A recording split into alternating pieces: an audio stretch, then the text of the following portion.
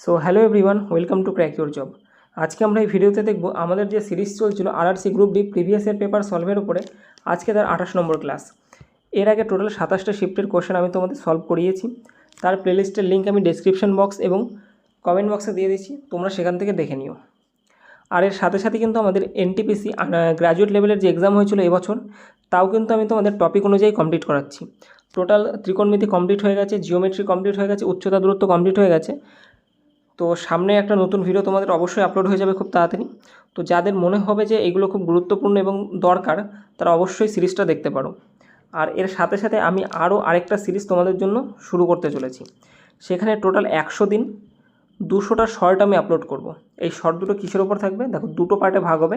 একটা থাকবে তোমাদের ফর্মুলার উপরে, 100টা শর্ট আমি ফর্মুলার উপরে আপলোড করব, এবং বাকি 100টা শর্ট আমি থাকবে তোমাদের শর্ট ট্রিকের উপরে। ঠিক আছে, বিভিন্ন ম্যাথের যে শর্ট ট্রিক, যেগুলো এক্সাম হলের অ্যাপ্রোচ তোমাদের কেমন হওয়া উচিত তার উপরে থাকবে। তো তোমরা সেগুলো অবশ্যই দেখো, তোমাদের কিন্তু অনেক হেল্প হয়ে যাবে। আর টোটাল ক্লাসের ভিডিও এই টেলিগ্রাম চ্যানেলে কিন্তু আপলোড হয়ে যায়। তো তোমরা অবশ্যই এই টেলিগ্রাম চ্যানেল জয়েন করে নিও। ওকে, আজকে দেখবো আমরা 1 সেপ্টেম্বর 2022-এর ফার্স্ট শিফটের কোশ্চেন। ঠিক আছে, এখানে টোটাল 25টা কোশ্চেন আছে। তো চলো আজকে ফার্স্ট কোশ্চেন কী আছে দেখি। বলেছে দুটি সংখ্যার এলসিএম এবং এইচসিএফ এর গুণফল 48। যদি সংখ্যা দুটি 13 দ্বারা পৃথক হয় তবে সংখ্যাগুলি কী কী। দুটো সংখ্যার গুণফল দেওয়া আছে, মানে এলসিএম এবং এইচসিএফ এর গুণফল দেওয়া আছে, সেটা 48। আর বলেছে সংখ্যা দুটির মধ্যে পার্থক্য 13। তাহলে সংখ্যাগুলো কী কী। অপশানে যদি তুমি তাকিয়ে দেখো সবগুলোর পার্থক্যই 13, তাহলে সেখান থেকে আমরা করতে পারবো না। ওকে, এবার দেখো আমরা একটা রুল জানি যে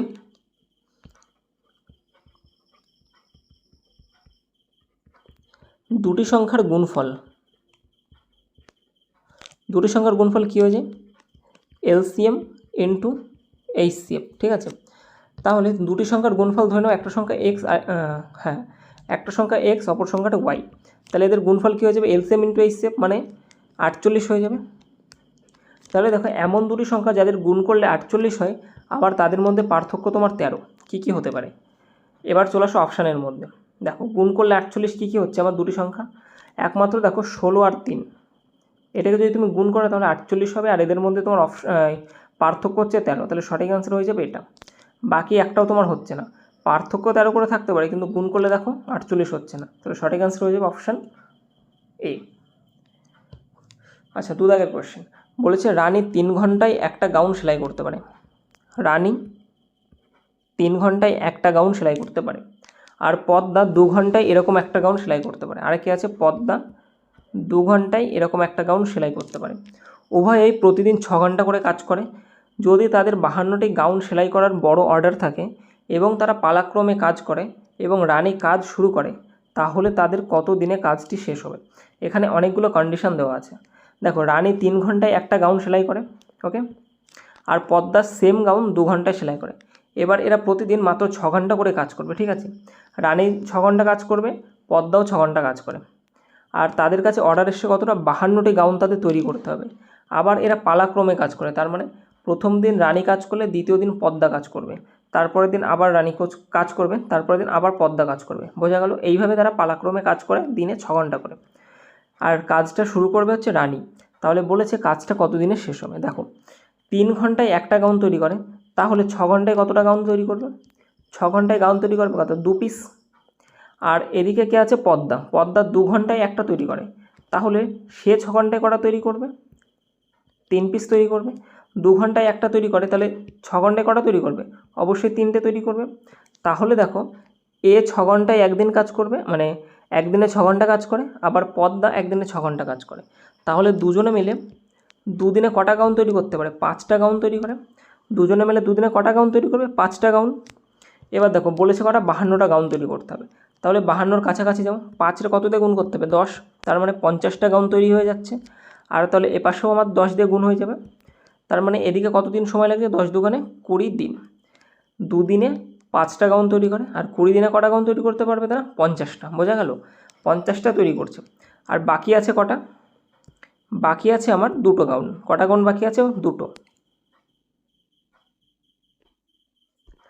দেখো এবার যেহেতু এই 2টো গাউন কে তৈরি করবে, দেখো কাজটা শুরু করেছিল রানী, শেষ করেছে পদ্মা। তাহলে দেখো প্রথম দিন এর দুটো তৈরি করেছে, তারপর দিনে তিনটে তৈরি করেছে, এভাবেই তো আমাদের সিরিজ চলেছে। তাহলে যে বাকি যে দুটো গাউন পড়ে আছে সেটা কে তৈরি করবে? সেটা নিশ্চয়ই আমার রানী তৈরি করবে। তাহলে রানীর দুটো গাউন তৈরি করতে কতটা সময় লাগে? 6 ঘন্টা সময় লাগে। দেখো 3 ঘন্টায় একটা তৈরি করে, তাহলে তো 6 ঘন্টায় দুটো তৈরি করবে। তাহলে এই দুটো যে গাউন তৈরি করতে সময় লাগবে কতটা? তার 6 ঘন্টা। আর 6 ঘন্টা মানে কয় দিন? এখানে একদিন, কারণ প্রতিদিন ওরা 6 ঘন্টা করেই কাজ করে। তাহলে আগে ছিল 20 দিন, পরে আরও এক্সট্রা একদিন, টোটাল আমার সময় লাগলো কত দিন? 21 দিন। বোঝা গেছে? তাহলে রাইট অ্যান্সার হয়ে যাবে অপশান সি। 3 দাগের কোশ্চেন বলেছে 18% অফ 200, মানে 200-র 18% কত হবে? 200 গুণ 18/100 অর্থাৎ 36। এটা মুখে মুখে করা যেত। 4 দাগের কোশ্চেন বলেছে যদি প্রস্তুতকারক 12% লাভ করেন, পাইকারি বিক্রেতা 15% লাভ করেন এবং খুচরো বিক্রেতা 20% লাভ করেন, তাহলে একটি টেবিলের উৎপাদন খরচ কত হবে যার খুচরো মূল্য 15,456 টাকা? ঠিক আছে, দেখো বলেছে যে 12% লাভ করবে প্রস্তুতকারক, তারপরে পাইকারি বিক্রেতা সেও 15% লাভ করবে, তারপরে যে খুচরো বিক্রি করছে সেও 20% লাভ করবে। ঠিক আছে, আলটিমেটলি জিনিসটা বিক্রি হচ্ছে আমার এত টাকায়। তাহলে বলেছে উৎপাদন খরচ, যাকে তুমি কস্ট প্রাইস বলতে পারো, যে কত টাকায় জিনিসটা তৈরি হয়েছে। ঠিক আছে, দেখো মনে করো একটা জিনিস তার দাম ছিল এক্স টাকা। ঠিক আছে, প্রথমজন 12% লাভ করেছে, 12% মানে 100 টাকা জিনিস 112তে বিক্রি করবে, তাহলে কত হয়ে যাবে? 112/100 ইন্টু দ্বিতীয়জন আবার 15% লাভ করেছে, 115/100 ইন্টু তৃতীয়জন আবার 20% লাভ করেছে, 120/100। আর আলটিমেটলি আমার দাম গিয়ে দাঁড়িয়েছে কত? 15,456 টাকা। তাহলে বলেছে এখান থেকে এক্সের মান কী হয়ে যাবে? এক্সের মান কী হয়ে যাবে? এইগুলো সব আমার কোনাকুনি গুণ হয়ে উপর নিচে হয়ে যাবে। তাহলে হয়ে যাবে কত? 15,456 ইন্টু নিচের 100গুলো সব উপরে যাবে, 100 ইন্টু 100 ইন্টু 100। দেখো যত বড় কাটাকাটি দেখাচ্ছে তত বড় কিন্তু নয় অ্যাকচুয়ালি। আর নিচে হয়ে যাবে 112 ইন্টু 115 ইন্টু 120।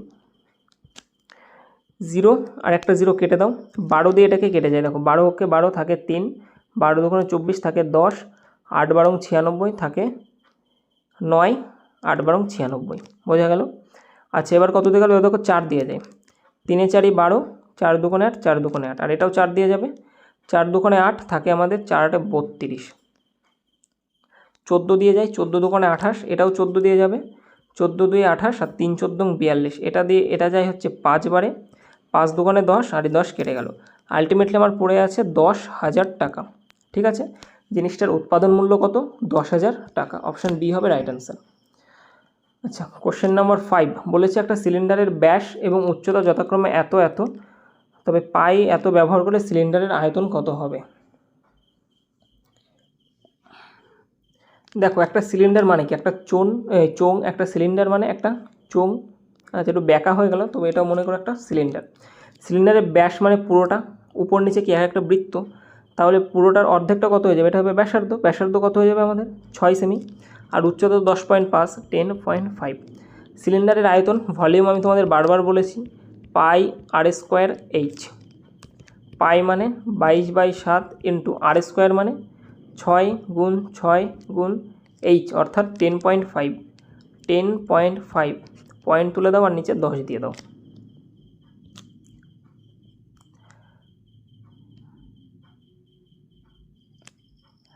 আচ্ছা 5 দিয়ে কাটলে 5 দুগুণে 10, 5 ওকে 5, 5 দিয়ে কাটলে 5 2 10, এটা দিয়ে কাটলে 11, 7 দিয়ে কাটলে 3। ইউনিট ডিজিট আমার আলাদা আছে, 3 6 18, 8 ওকে 8, লাস্টে তো 8 আসছে, দুটোতেই 8 আছে, ইউনিট ডিজিট হবে না। আচ্ছা দেখো 3-এর মাল্টিপল হবে, লাস্টে তো 8 আসবে, তার মানে আমার হয় এটা অ্যান্সার হবে নয় এটা অ্যান্সার হবে। দেখো 3 6 18, 8 6টা 48, আবার 8, 8 ওকে 8, লাস্টে আমার 8 আসছে, মানে এই দুটোর মধ্যে যে কোনো একটা হবে। এবার দেখো সংখ্যাটা আমার 3-এর মাল্টিপল হবে অথবা 11-রও মাল্টিপল হবে। 3-এর মাল্টিপল বের করা বেশি সোজা, 1 আর 1 2, 8 আর 2 10 আর 8 18, এটা তো 3-এর মাল্টিপল। 2 আর 1 3 আর এদিকে 8 আর 8 16, এটা হচ্ছে, তাহলে সঠিক অ্যান্সার হয়ে যাবে অপশান সি। বোঝা গেল? সঠিক অ্যান্সার কত হয়ে যাবে? Option C. দেখো এটা তোমরা গুণও করতে পারো, যে 11 গুণ 6 গুণ 6 গুণ 3, এটা গুণ করলে যা হবে সেটা হয়ে যাবে অ্যান্সার, যেটা অপশান সিতে আছে। 6 লাখ। আচ্ছা, এটা বলা আছে -5/3 ইন্টু 9/25, আর এটা হচ্ছে প্লাস 5 দুগুণে 10, অর্থাৎ এটা হয়ে যাবে -9/5। 5 দিয়ে কাটলে এটা হবে 5, 3 দিয়ে কাটলে এটা হয়ে যাবে 3, অর্থাৎ -3/5 আর প্লাস মাইনাসে -9/5। কাটাকাটি করলে এটা হয়ে যাবে 9 আর 3 -12/5। দেখো মাইনাস মাইনাস তো মাইনাসই হবে না, আর 9 আর 3 12, অর্থাৎ -12/5, অপশান এ হয়ে যাবে রাইট অ্যান্সার। আচ্ছা, এদের এলসিএম বের করতে বলেছে 24, 42 এবং 56 এলসিএম। দুটোভাবে করা যায়, একটা হচ্ছে শর্টকাট নিয়ম আর একটা হচ্ছে লং কাট নিয়ম। 24 আছে, 42 আছে আর 56 আছে। দেখো 24 মানে কি, 24-এর মধ্যে আমার 4 আছে, 3 আছে, 2 আছে। 4 থাকা মানে কি, আমার অবশ্যই 4-এর মাল্টিপল হবে, তো 4-এর মাল্টিপল খোঁজো। 4 18 দিয়ে ভাগ যায় না, তাহলে এটা যাবে না। 16কে যায় 68, এটাও যায় 86কে যায় না, তাহলে এই দুটোর মধ্যে যে কোনো একটা আনসার হবে। এবার দেখো কী কী আছে আমার। আচ্ছা, 3-এর মাল্টিপল বের করা, দেখো দুটোর ডিজিট আমার সব সেমই আছে, তাহলে আমি 3-এর মাল্টিপল বের করতে পারবো না। 42-এর মধ্যে আছে দেখো 7 আছে, 42-এর মধ্যে কী আছে 7 আছে, তাহলে অবশ্যই আমার 7-এর মাল্টিপল হবে। 7 7 হাতে থাকে আমার 1, 7 7 থাকে 4, হচ্ছে না, তাহলে সঠিক আনসার হচ্ছে অপশান সি, 7 দুগুণে 14, 4 7 28। তাহলে এদের আমার এলসিএম কত হয়ে যাবে 68। আর এটা যদি না বুঝে থাকো তাহলে আরেকটা একদম আমাদের বেসিক নিয়ম থাকে, উৎপাদক বিশ্লেষণ করো, তাহলে পেয়ে যাবে। আচ্ছা, কোশ্চেন নাম্বার 8 একদম সোজা। sin square a by 1 - cos a সমান কত? একটা থিওরি যেটা বলতে বলতে কি বলবো, আমি মুখে ব্যথা হয়ে গেছে। That is sin square theta plus cos square theta is equal to 1। এখান থেকে আমরা লিখতে পারি sin স্কোয়ার থিটা সমান cos স্কোয়ার, কেউ পাশে মাইনাস হয়ে যাবে, তাহলে 1 - cos স্কোয়ার থিটা। আর 1 - cos স্কোয়ার থিটাকে আমরা কী লিখতে পারি, a square minus B square, অর্থাৎ 1 plus cos theta, 1 - cos theta. বোঝা গেছে? সেটাই এখানে বসাও। সাইন স্কোয়ারকে আমরা কী লিখব, 1 - cos স্কোয়ার থিটা। এটা না করে মানে খাতায় না করেও অঙ্কটার অ্যান্সার বলা যায়, 1 - cos a। আচ্ছা, এখানে থিটা নেই, এখানে এ আছে, ঠিক আছে, এখানে থিটা আমি দিয়ে করিয়েছি, অ্যাকচুয়ালি এটা এ হবে। তাহলে দেখো 1 - cos স্কোয়ারকে আমরা কী লিখি, 1 প্লাস cos a একবার, আরেকবার কী লিখবো আমরা, 1 - cos a, আর নিচে কী হয়ে যাবে বাই 1 - cos a। তাহলে এখান থেকে তুমি নিশ্চয়ই বুঝতে পারছো এটা কেটে যাবে, তাহলে আমার পড়ে থাকবে 1 প্লাস cos a, যেটা হচ্ছে অপশান সি আছে, এটা কসটা আগে দিয়ে দিয়েছে। ওকে, 8 দাগের কোশ্চেন। আচ্ছা, সিম্পলিফাই করতে বলেছে। এখান থেকে একটা জিনিস তুমি খেয়াল করে দেখো, 3 নং 27x³ প্লাস, আর এখানে আছে -27x³, দুটো কেটে যায়, বুঝলে না? তাহলে পুরোটা ভাঙাতে হবে এখন সময় নষ্ট করে। 27x³ মাইনাস 6x² আর এটা গুণ হবে, অর্থাৎ -18x², আর এটা হচ্ছে প্লাস 90। 30-এর সাথে আমার 3 গুণ হলো 90, মাইনাস এটা দেখো 3 নং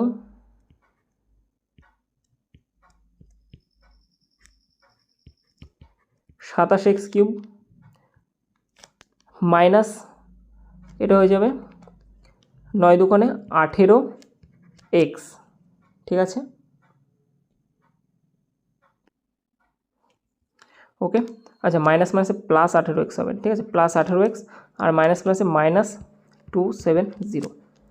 এবার এখান থেকে এটা কেটে গেল, -18x², আর এদিকে পড়ে আছে প্লাস 18x, আর দেখো -270-এর থেকে আমার প্লাস 90, অর্থাৎ এটা হয়ে যাবে -180। এখান থেকে অপশানে নেই, 18 কমন নিয়ে নাও। আচ্ছা, -18 কমন নিয়ে নাও, এখানে পড়ে থাকবে আমার x², এটা পড়ে থাকবে আমার -x, আর এটা পড়ে থাকবে আমার +10, x² - x। আচ্ছা, একটাই তো অপশান আছে -18 দিয়ে, 10 দাগ। আচ্ছা, এখানে একটা ছবি অ্যাড করতে হবে, 1 সেকেন্ড। দেখো বলেছে সংশ্লিষ্ট চিত্রে AB প্যারালাল CD এবং CD প্যারালাল EF।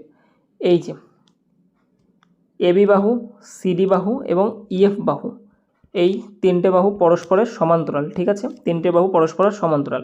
এছাড়া EA বলেছে লম্ব AB, EA লম্ব AB, আচ্ছা এই বাহুটা হচ্ছে লম্ব, ঠিক আছে, তার মানে লম্ব মানে কি এই কোণ 90 ডিগ্রি, এই কোণ 90 ডিগ্রি, বোঝা গেছে। তাহলে এখানে 90 ডিগ্রি হলে এই কোণগুলো সব আমার 90 ডিগ্রি করে হয়ে যাবে, এই টোটাল কোণ 90 ডিগ্রি, এটা 90 ডিগ্রি। এবার বলছে বিজিডি 62 ডিগ্রি, হয়ে গেল বিজিডি এই 62 ডিগ্রি। আমার চেয়েছে ডাব্লুর মান কত হবে, অর্থাৎ এটার মান কত হবে, এই যে এইটুকুর মান কত হবে। দেখো এটা যেহেতু 62 ডিগ্রি, তাহলে এই কোণটাও আমার কত হয়ে যাবে, এটাও 62 ডিগ্রি হয়ে যাবে, ঠিক আছে, এটাও 62 ডিগ্রি। দেখো দুটো বাহু যখন একে অপরকে ছেদ করে তখন এদের অপোজিট কোণগুলো সবসময় সেম হয়, এটা সেম, আবার এটা সেম হয়ে যায়, বোঝা গেল। তাহলে এটা 62 হলে এটা 62। তাহলে দেখো এর একটা কোণ তো 90 ডিগ্রি আমরা পেয়ে যাচ্ছি, কারণ কি এই যে বাহুটা আছে, এটা তো আমার এবির উপরে লম্ব। এই যে বাহুটা মনে করো এই যে লম্ব মানে কি 90 ডিগ্রি সবসময়। আর এই বাহুর সাথে যদি আমি এখানে একটা সমান্তরাল বাহুটা নিই, তাহলে এটাও আমার 90 ডিগ্রি কোণ হয়ে যাবে, সেম টু সেম। এখানে যদি 90 ডিগ্রি উৎপন্ন হয়, এখানেও আমার 90 ডিগ্রি উৎপন্ন হবে। তাহলে দেখো একটা ত্রিভুজের এই যে ত্রিভুজটা তুমি দেখতে পাচ্ছ এখানে যে ইজিসি, এই যে ত্রিভুজ, এই ত্রিভুজে সবসময় সবগুলো কোণের যোগফল কত হয়ে যায়, অলওয়েজ 180 ডিগ্রি। কত হয়ে যায়, 180 ডিগ্রি হয়ে যায়। তার মধ্যে দেখো একটা কোণ আমি 90 ডিগ্রি পেয়ে গেছি, তার মানে কি বাকি দুটো কোণের যোগফল কত হবে, আমার 90 ডিগ্রি হয়ে যাবে। তাহলে একটা 62 ডিগ্রি, তাহলে যেটা বাকি থাকলো সেটা কত হয়ে যাবে আমার 28 ডিগ্রি, বোঝা গেছে। এটা কত হয়ে যাবে আমার 28 ডিগ্রি। আই থিঙ্ক বুঝতে পেরেছো তোমরা, ঠিক আছে। যদি না বুঝে থাকো তাহলে একটু পিছিয়ে গিয়ে আবার দেখো 11 দাগের কোশ্চেন। আচ্ছা বলেছে যে জন 90 কিলোমিটার দূরত্ব 30 কিলোমিটার প্রতি ঘন্টা গতিতে যায় এবং 60 কিলোমিটার প্রতি ঘন্টা গতিতে ফিরে আসে, তাহলে তার গড় গতিবেগ কত। দেখো গড় গতিবেগের সূত্র কি, অ্যাকচুয়ালি সূত্র না, গড় গতিবেগ আমরা কি করে পাই,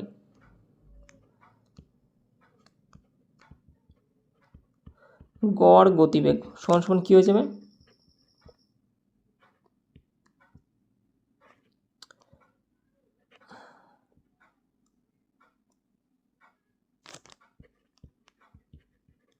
অ্যাকচুয়ালি ইংরাজিতে লিখবো না বাংলায় লিখবো, সেই জন্য একটু লেট হয়ে গেল।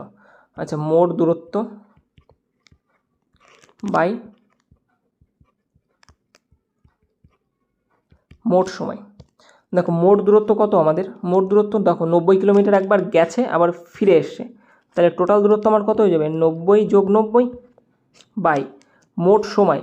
দেখো যাওয়ার সময় তার সময় লেগেছে কতটা, 90 কিলোমিটার প্রতি ঘন্টা 30 কিলোমিটার গতিতে, সময় মানে দূরত্ব বাই গতিবেগ, তাহলে কত হয়ে যাবে 90 বাই 30 প্লাস আবার ফেরার সময় 90 কিলোমিটারই গেছে, সেক্ষেত্রে তার 60 কিলোমিটার প্রতি ঘন্টা স্পিড, এটা হচ্ছে তার ফেরার সময়। তাহলে আলটিমেটলি আমার টোটাল সময় লাগছে কতটা, 90 180 হচ্ছে টোটাল দূরত্ব, বাই এখানে লাগছে আমার 3, আর এটা হয়ে যাচ্ছে প্লাস 0 0 কাটলাম, 3 দিয়ে কাটলে 3, 3 দিয়ে কাটলে 2, দেখো 3/2 মানে কি 1.5 মানে 1.5, তাহলে হয়ে গেল 180 বাই 4.5। আচ্ছা এটা কাটাকাটি করো, উপরে হয়ে যাবে 10, 45 দিয়ে কাটলে এটা হয়ে যাবে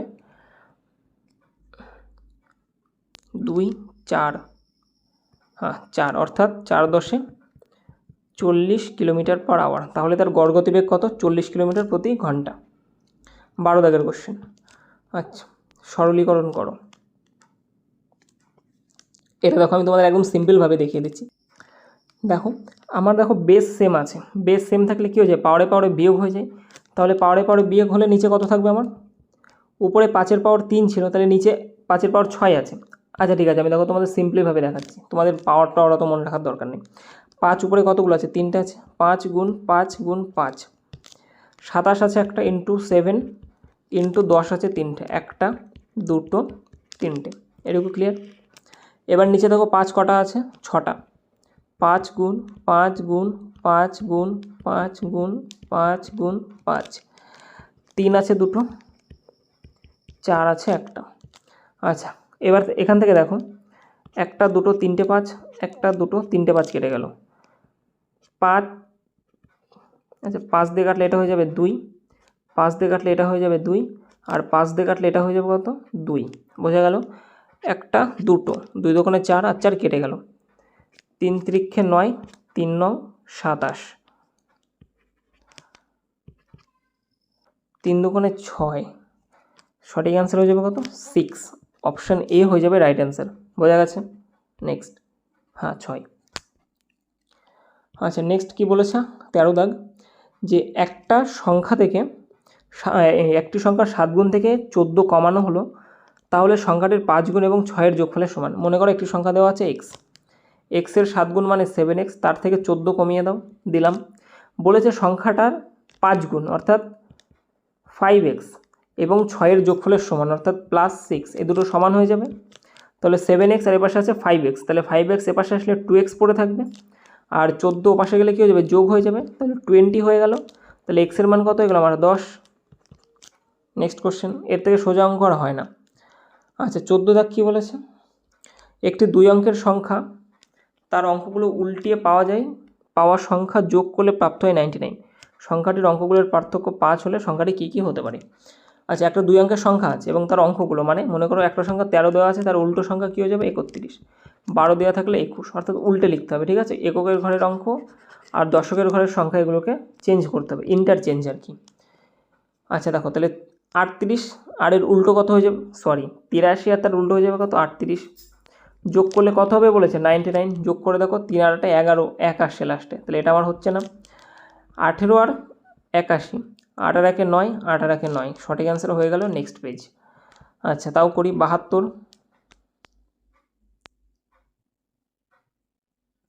7 আর 2 9, আর কত হয়ে যাবে এটা 7 আর 2 9।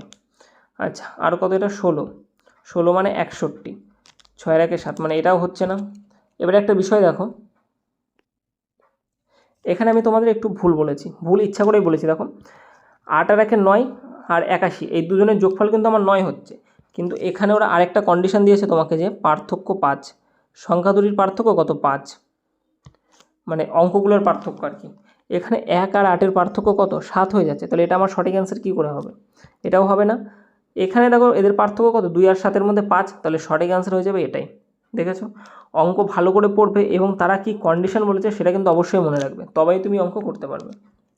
15 দাগের কোশ্চেন, এটা মোটামুটি ভালো অঙ্ক, ঠিক আছে। অ্যাকচুয়ালি এই শিফটটা খুব সোজা শিফট একদম। 8 জন পুরুষ 8p আর 6 জন মহিলা 6m। আচ্ছা মহিলা আমি 1 সেকেন্ড, পুরুষ m দিলাম মেন আর মহিলা w দিলাম ওমেন।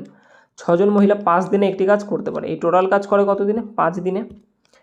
আবার বলেছে 6 জন পুরুষ ও 8 জন মহিলা একই কাজ 5 দিনে করতে পারে, তাহলে 7 জন পুরুষ ও 7 জন মহিলা কত দিনে একই কাজ সম্পন্ন করবে। 8 জন পুরুষ আর 6 জন মহিলা একই কাজ 5 দিনে করে, আর এই সেম কাজটা আবার 6 জন পুরুষ তার সাথে সাথে আবার 8 জন মহিলা কত দিনে করে দেয়, তারাও 5 দিনে করে দেয়।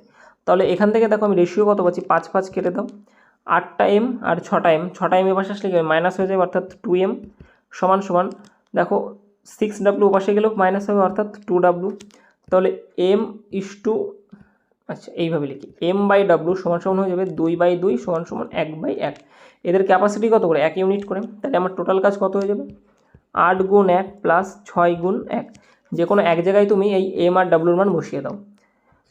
আর ইন্টু কত ছিল আমাদের 5 ছিল, তাহলে 8 আর 1 9, সরি 8 কে 8 আর 6 কে 6, তাহলে 8 আর 6 14 ইন্টু 5 সমান সমান 70। এই যে 70 ইউনিট হচ্ছে আমার টোটাল কাজ। এবার বলেছে 7 জন পুরুষ, তাহলে 7 জন পুরুষের ক্যাপাসিটি 7:1 প্লাস 7 জন ওম্যান অলসো কী হয়ে যাবে 7:1, দ্যাট ইজ 7 কে 7 আর 7 কত হয়ে যাবে 14। তাদের ক্যাপাসিটি কত 14 ইউনিট, টোটাল কাজ আমার 70, 14/5, সঠিক অ্যান্সার হয়ে যাবে 5 days। 16 দাগ, সমীকরণের মূল নির্ণয় করতে বলেছে এখান থেকে। আচ্ছা বলো তো সমীকরণে কতগুলো করে মূল থাকে। একটা যদি পাওয়ার যদি আমার 2 থাকে বা সর্বোচ্চ পাওয়ার যদি আমাদের 2 থাকে বা স্কোয়ার থাকে, তবে সেই সমীকরণে কতগুলো আমার মূল থাকবে কমেন্ট করো।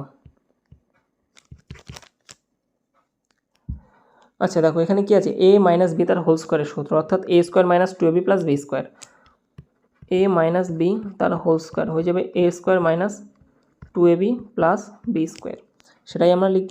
a স্কোয়ার মানে এক্স স্কোয়ার মাইনাস 2ab মানে 2, মানে তো সূত্রে 2 থাকবে, আর এক্স আর 5 গুণ করলে 5x অর্থাৎ মাইনাস 10x, আর ওটা হয়ে যাবে প্লাস 25 সমান সমান 5x প্লাস 11। এখানে এক্স স্কোয়ার পড়ে থাকলো, আর দেখো 5x এবার আসলে কী হয়ে যাবে প্লাস মাইনাস হয়ে যাবে অর্থাৎ মাইনাস 15x, আর এটা হয়ে যাবে প্লাস দেখো 25 আর 11 এ পাশে প্লাস আছে, তাহলে এ পাশে আসলে কী হয়ে যাবে মাইনাস, অর্থাৎ 14। বোঝা গেল? সমান সমান কী হয়ে যাবে 0। এবার এখান থেকে যদি আমরা উৎপাদক বিশ্লেষণ করে এই দুটোর মূল বের করার চেষ্টা করি, তাহলে হয়ে যাবে তোমার এক্স স্কোয়ার মাইনাস, দেখো যোগ করে আমার 15 আনতে হবে আর গুণ করে 14 এক্স স্কোয়ার আনতে হবে। তাহলে কী করবো, minus 14 x minus x plus 14 সমান সমান 0। মাইনাস 14টা এক্স আর একটা মাইনাস এক্স, টোটাল মাইনাস 15টা এক্স হয়ে গেল। আর দেখো মাইনাসে মাইনাসে প্লাস, আর 14 আর এক্স গুণ করলে 14 এক্স স্কোয়ার। তাহলে এখান থেকে আমি এক্স কমন নিলে এক্স মাইনাস 14 পড়ে থাকবে, আর এখান থেকে আমি যদি -1 কমন নিই তাহলে এক্স মাইনাস 14 পড়ে থাকবে সমান সমান 0। এখান থেকে আমি আরেকবার কমন নিতে পারি, দ্যাট ইজ এক্স মাইনাস 14 একবার, আরেকবার এক্স মাইনাস 1 একবার সমান সমান 0। এখান থেকে দেখো আলাদা আলাদাভাবে আমরা 0 লিখতে পারি, তাহলে এক্সের মান চলে আসবে একবার 14 আর একবার এক্সের মান চলে আসবে 1। সঠিক অ্যান্সার হয়ে যাবে অপশান সি। বোঝা গেছে? দুটি সংখ্যার অনুপাত এত যদি প্রথম সংখ্যাটা 40 বৃদ্ধি পায় এবং দ্বিতীয় সংখ্যাটা 15 হ্রাস পায়, তাহলে নতুন অনুপাত কী হবে? অনুপাত দেওয়া আছে 5:8। প্রথম সংখ্যা 40 বৃদ্ধি পাবে, 100 টাকার জিনিস 40% বৃদ্ধি পাওয়া মানে কি, 140/100 লিখি, তাহলে 5 যে সংখ্যাটা সেটা আমার 40% বাড়িয়ে দাও, অর্থাৎ 5 × 140/100। 5-এর 140% হবে টোটাল ইস টু, আর এদিকে 8-এর কত পার্সেন্ট হবে, 15% কমে গেছে, তাহলে 8-এর কত পার্সেন্ট হয়ে যাবে 85%। এবার কাটাকাটি করো, সুবিধা হয়ে যাবে, 100 100 কাটা, আচ্ছা 5 দিয়ে কাটলে 5 17 85। আচ্ছা এটাকে যদি আমরা 4 দিয়ে কাটি তাহলে এটা হয়ে যাবে 2, আর এটা 4 দিয়ে কাটলে হয়ে যাবে 4 3 12, থাকে আমার 2 4 5 20। 35:34, ঠিক আছে, 35:34 সঠিক অ্যান্সার হয়ে যাবে অপশান বি। নেক্সট 18 দাগের কোশ্চেন বলেছে ত্রিভুজ এ বি সিতে যদি কোণগুলো এত অনুপাতে থাকে তাহলে কোণগুলির মান কত? দেখো একটা ত্রিভুজের 3টি কোণ থাকে আর সেই কোণের অনুপাত আমাদের দেওয়া আছে 4:3:5। তাহলে টোটাল অনুপাত কত হয়ে যাচ্ছে আমার 4 আর 3 7 5 12, আর এই 12 ইউনিটের মান আমরা বলতে পারি 180 ডিগ্রি। কেন বলবো, কারণ একটি ত্রিভুজের 3টি কোণের সমষ্টি 180 ডিগ্রি হয়। তাহলে 12 মানে 180 ডিগ্রি, তাহলে 1 মানে কত হয়ে যাবে, 1 মানে হয়ে যাবে আমাদের 15 ডিগ্রি। কোণগুলোর অনুপাত চেয়েছে, মানে অ্যাকচুয়ালি মান চেয়েছে, তাহলে 4 15, প্রথমটা 60 ডিগ্রি, দ্বিতীয়টা 45 ডিগ্রি, তৃতীয়টা 75 ডিগ্রি। বোঝা গেল? অপশান সি হয়ে যাবে রাইট অ্যান্সার। বলছে নিচের কোণ দ্বিঘাত সমীকরণের মূল হচ্ছে 3 এবং -2। তাহলে এখানে দ্বিঘাত সমীকরণের দুটো করে মূল থাকে এবং সেই মূল দুটো আমাকে দিয়ে দিয়েছে, একটা কত আমাদের 3 আলফা 3 আর বিটা কত -2। ওকে, একটা সমীকরণ তৈরি হয় এই স্ট্রাকচারে যে x² minus alpha plus beta plus alpha into beta, আচ্ছা alpha plus beta x plus alpha into beta সমান সমান 0। তাহলে এখান থেকে জাস্ট মান বসিয়ে দাও, x² minus alpha plus beta মানে 3 প্লাস -2, ওকে এক্স, আর এটা হয়ে যাবে প্লাস 3 গুণ -2 সমান সমান 0। এখান থেকে আসবে x² মাইনাস, দেখো 3-এর থেকে 2 চলে গেলে একটা এক্স 1x, ঠিক আছে 1x লিখলাম না 1 এখানে, তাহলে একটা এক্স পড়ে থাকলো, আর 3 দুগুণে 6 কি -6, কারণ এই যে মাইনাস রয়েছে আর মাইনাস প্লাসে মাইনাস, অর্থাৎ -6 সমান সমান 0। তাহলে সঠিক answer x² minus x minus 6, option B হয়ে যাবে রাইট অ্যান্সার। নেক্সট দেখো এখানে আছে 6x + 4 = 6⁻7। যেহেতু আমার দুপাশেই সমান সমানের দুপাশে দেখো বেস আমার সেম, তাহলে আমি এই দুটোকে কম্পেয়ার করে দিতে পারি যে x + 4 = 7 সমান হবে, কারণ বেস তো আমার সেম হয়ে যাচ্ছে। তাহলে এখান থেকে x এর মান পড়ে থাকলো কত আমার 3। এই শিপটা যে এত সোজা বলার মতো না, একেবারে জলের মতো সোজা, ঠিক আছে। দেখো বলেছে একটি গোলাকার পাত্রের পুরুত্ব 2 সেমি, মানে গোলাকার পাত্রটা তার যে থিকনেস সেটা হচ্ছে 2 সেমি, বাইরের ব্যাসার্ধ 9 সেমি হলে তার ধারকত্ব কত? ধারকত্ব মানে হচ্ছে অ্যাকচুয়ালি তোমার জানতে চেয়েছে ক্যাপাসিটি, দ্যাট ইজ আয়তন। ওকে, একটা গোলক আছে,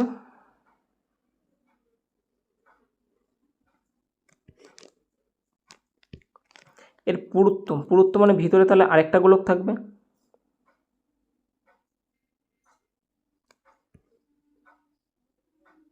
এই যে, ঠিক আছে।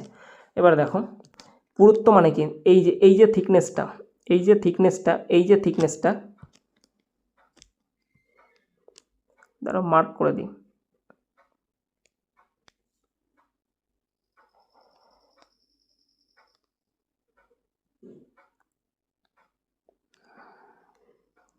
সময় লেগে যাচ্ছে, তাড়াতাড়ি করি।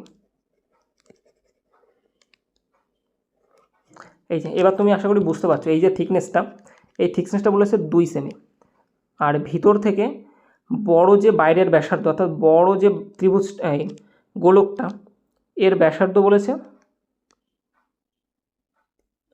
9 সেমি, ঠিক আছে। এই পুরোটা যদি 9 সেমি হয়, আর ভিতরের এই যে এইটুকু যদি 2 সেমি হয়, তাহলে আমার ছোট যে বৃত্তটা, তার ব্যাসার্ধ কত হয়ে যাবে? 7 সেমি হয়ে যাবে।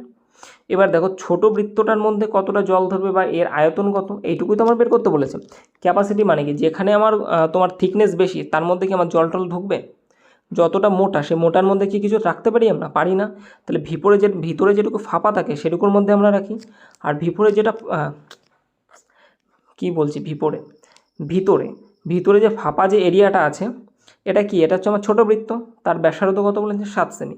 তাহলে বলেছে এই 7 সেমি ব্যাসার্ধের আয়তন কত হবে, এটাই আমার বের করতে বলেছে। তাহলে এটা হয়ে যাবে কত আমার, দেখো সূত্র কি বলে,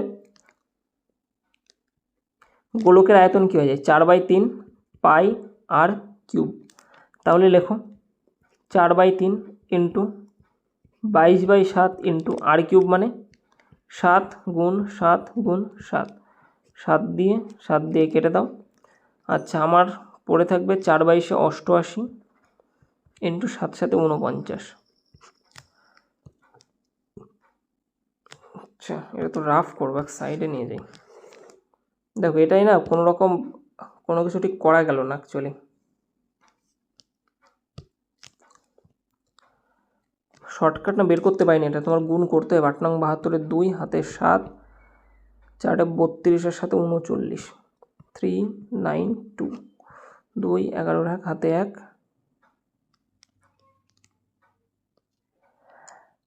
3 হাতে 1, 3 4, অর্থাৎ হয়ে যাচ্ছে কত আমাদের 4312, আর নিচে হয়ে যাবে কত আমার 3।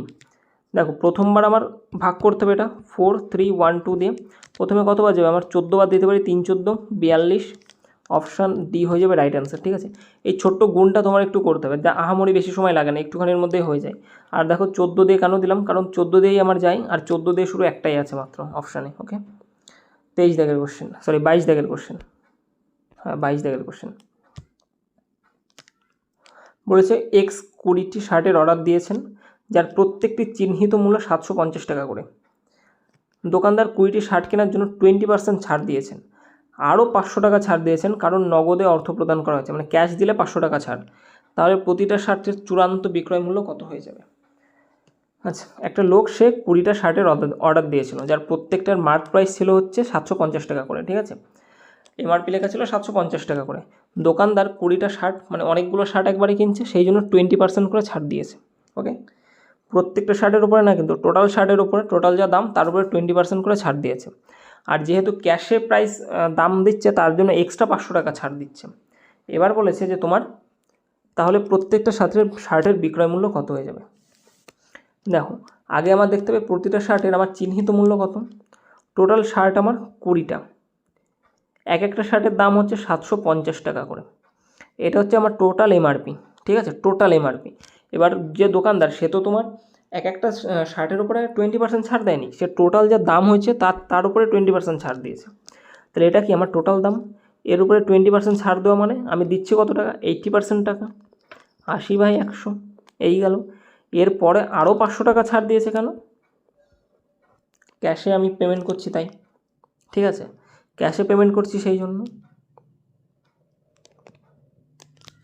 এইবার বলেছে এটা কি আমার টোটাল 20টা শার্টের, এবার বলেছে এক একটা শার্টের বিক্রয় মূল্য কত। 20 দিয়ে ভাগ দিয়ে দাও, তাহলে একটার বেরিয়ে যাবে।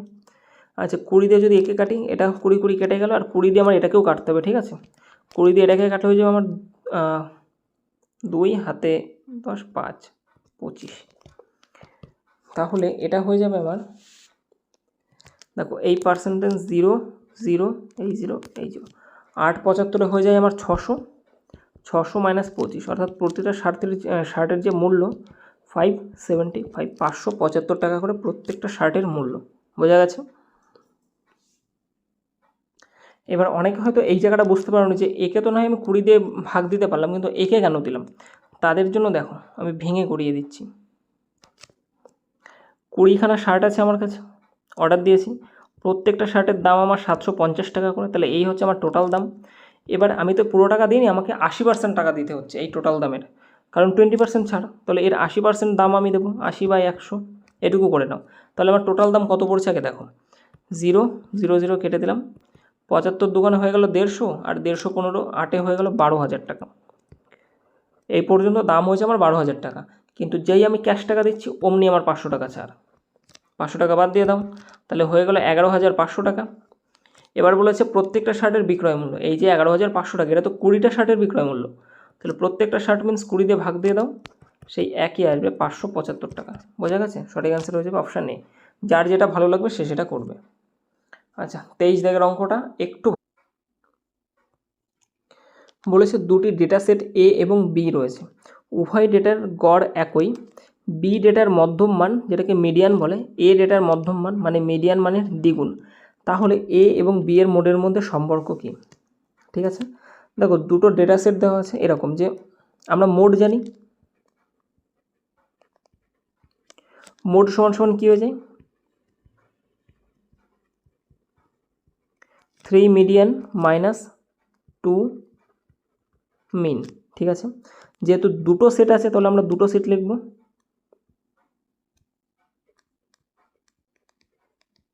মোড সমান সমান 3 মিডিয়ান মাইনাস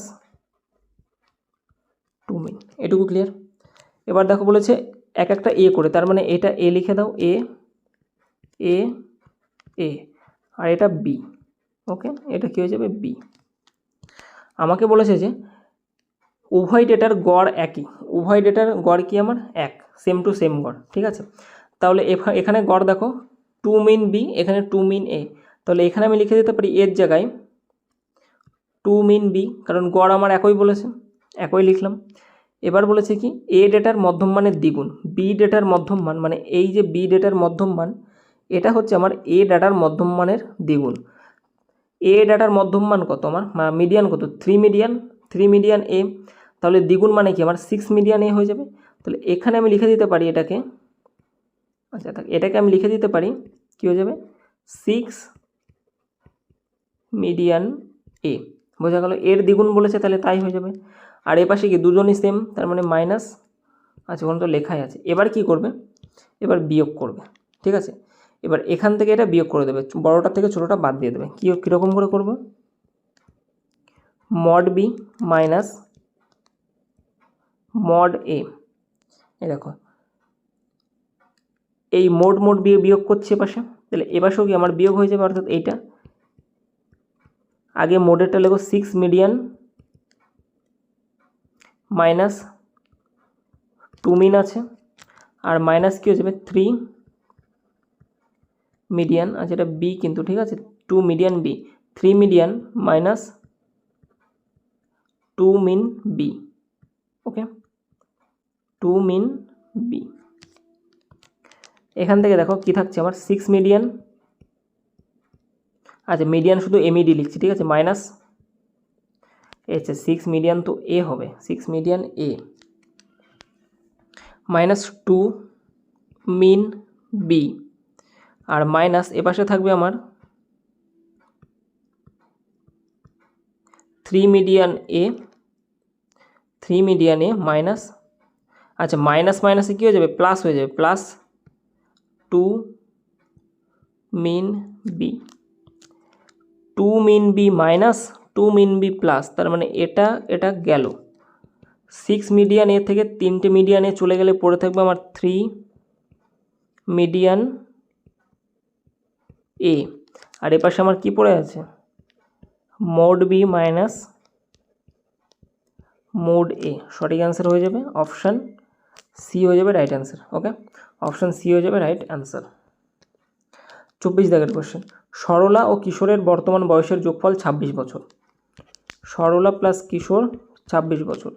3 বছর আগে কিশোর, আচ্ছা কিশোর আর সরলা, 3 বছর আগে কিশোরের বয়স ছিল সরলার বয়সের 2 ভাগের 3 ভাগ, মানে 3 ভাগের 2 ভাগ।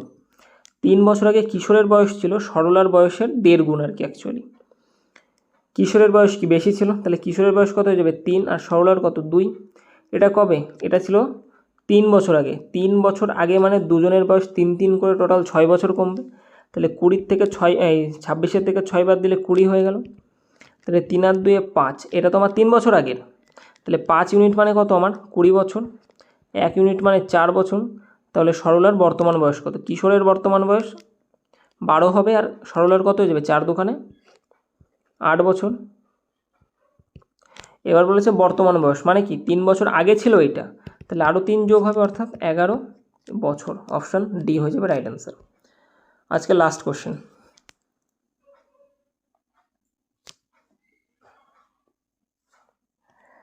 দেখো আজকে লাস্ট কোশ্চেন কি বলেছে, অরুণ জয়ন্তীর থেকে 9,000 টাকা ঋণ নিয়েছেন, যা বার্ষিক 10% চক্রবৃদ্ধি হারে সুদ ধার্য হয়েছে 2 বছরের শেষে। 2 বছরের, দেখো এখানে কী কী দেখবে তুমি, 2 বছর 10% চক্রবৃদ্ধি সুদ আর ঋণ হচ্ছে এতটা।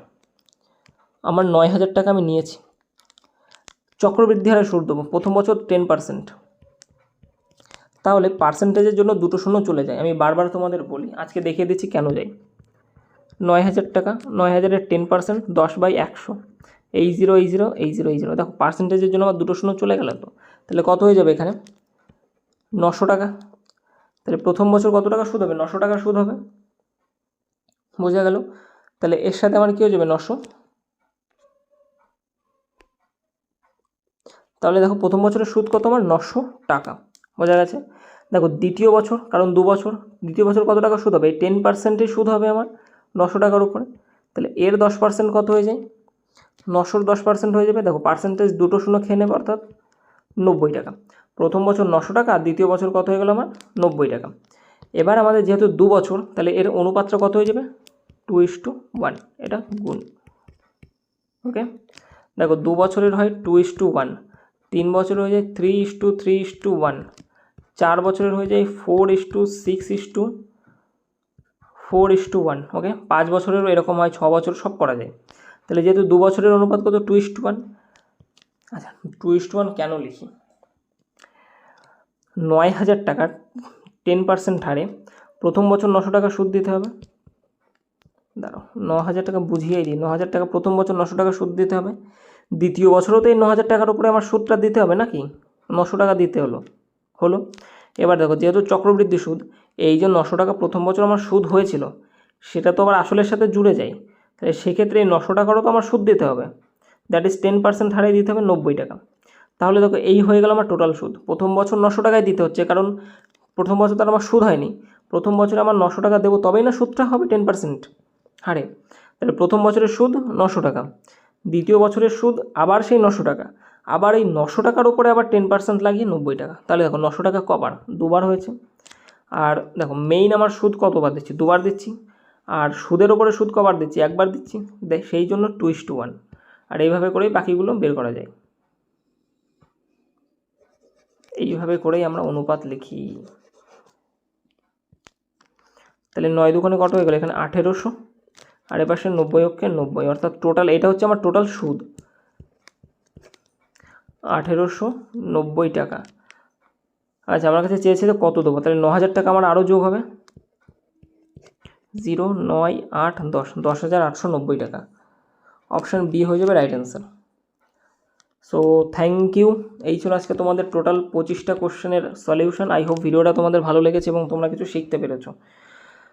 তো টোটাল ক্লাসের PDF crack your job Telegram চ্যানেলে আপলোড হয়ে যাবে, তো যারা এখনও জয়েন করোনি অবশ্যই জয়েন করে নিও, আর যারা এখনও সাবস্ক্রাইব করোনি অবশ্যই সাবস্ক্রাইব করে নিও, ঠিক আছে। আর ত্রিকোণমিতির সিরিজও চলছে আমাদের, তো যাদের দরকার তারা অবশ্যই দেখে নিও। তো তোমাদের সাথে দেখা হচ্ছে পরের কোনো ভিডিওতে, ততক্ষণের জন্য গুড বাই।